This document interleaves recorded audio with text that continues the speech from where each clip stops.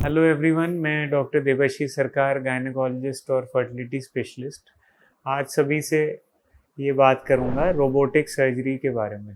तो robotic surgery originally जो device की गई थी वो मिलिट्री यूज़ के लिए यूएस में डिवाइस की गई थी कि रिमोटली जो बैटलफील्ड होती है उसके पास जो हॉस्पिटल्स होते हैं वहाँ पे जो सोल्जर्स को इंजरी होती है उसका रिमोटली बैटलफील्ड के पास एक्सेस मिल जाए। जो ट्रेंड सर्जन है वो हज़ारों मील दूर उस सर्जरी को रिमोट तरीके से कर सकता है। पर बाद में इसका जो यूज़ है वो धीरे धीरे कमर्शियली एडॉप्ट होना शुरू हुआ।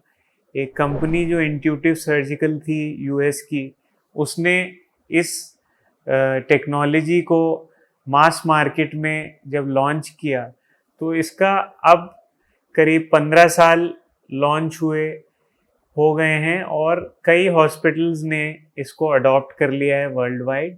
और ये एक नई टेक्नोलॉजी है रिलेटिवली अभी भी, क्योंकि इसका अडॉप्शन अभी भी टीयर 2 सिटीज़ में नहीं आ पाया है। मोस्टली मेट्रो सिटीज़ में ही इसका एडॉप्शन है। इसका जो एडवांटेज रहता है रोबोटिक सर्जरी का, कि आप रिमोटली ऑपरेट कर सकते हैं। कि आप अगर अपने हॉस्पिटल में बैठे हैं और किसी के पास सेम कंसोल है तो एक एक्सपर्ट सर्जन जो दूसरे हॉस्पिटल में उस रोबोट को डॉक करा के और रिमोटली उसको यूज़ कर सकता है। दूसरा जो 3D विज़न होता है उससे बहुत ही क्लैरिटी मिल जाती है और कॉम्प्लेक्स सर्जरीज़ को आप इजीली कर सकते हैं।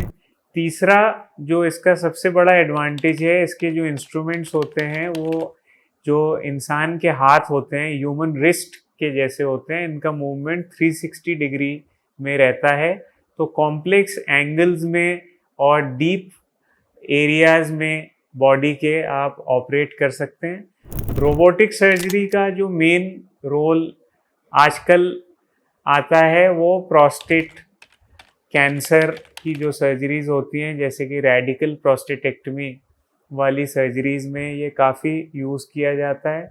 साथ ही में गायनेकोलॉजिस्ट भी इसको काफ़ी यूज़ करते हैं, specially in case of endometriosis या कॉम्प्लेक्स जो फाइब्रॉइड्स या रसौली के ऑपरेशन होते हैं या फिर बच्चेदानी के ऑपरेशंस होते हैं। तो इन सब में रोबोटिक सर्जरी को यूज़ किया जा सकता है। तीसरा जो कैंसर सर्जरीज़ हैं, स्पेशली पेट से और आंतों से रिलेटेड जो कैंसर्स होते हैं, उनमें रोबोटिक सर्जरी का काफ़ी यूज़ हो रहा है। इस टेक्नोलॉजी को ज़रूरी है कि कॉस्ट इफ़ेक्टिव होना, तो अब इंडियन कंपनीज़ भी रोबोटिक सर्जरी में वेंचर कर रही हैं और इवेंचुअली इसका एडॉप्शन धीरे धीरे मास मार्केट में, स्पेशली टीयर 2 सिटी में भी होने लगेगा। हमारे इसी तरह के कंटेंट के लिए आप हमारे चैनल को लाइक और सब्सक्राइब करें।